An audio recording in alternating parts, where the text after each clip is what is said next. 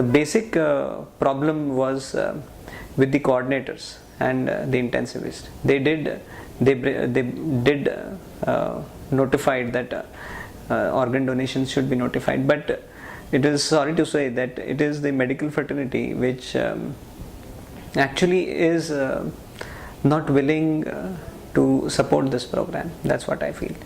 And this we had a very not only over here but everywhere, wherever we went, we had a tough time in explaining the doctors to notify brainstem death. And these were the people who were very reluctant because they didn't have courage to face the relatives.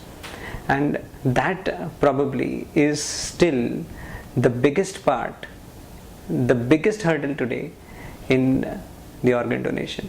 Because if the patients are willing, the patients would always be willing to do, but only when the doctors tell them. And this is the most saddest part. In 2013 and 2014, where we have transplant coordinators, good number of transplant coordinators, good awareness, good print media and other medias, the radio which we have been doing for last 2-3 years, everything has been going well. People are aware, but the certification of brainstem death, that is the biggest problem.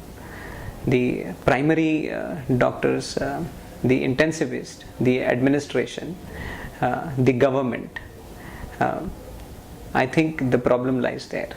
We don't have communication between the doctors, we don't have communication between the any other people in the hospital and the relatives, explaining them about the brainstem death. That is the biggest problem. Even the administration also doesn't allow, even if there is a BSD, there is no, even big hospitals, they may be having at any given time 4 or 5 patients with BSD per month, but there is a lot of apprehension about labeling BSDs. There is a lack of communication between doctor and the patient, because we are always there to give hope, even for people who are brainstem death. We are not accepting that this patient is BSD, and we don't have that much courage to tell the patient that this is a BSD and certify that BSD. And once the BSD is certified, then that is the point where the transplant coordinators come in.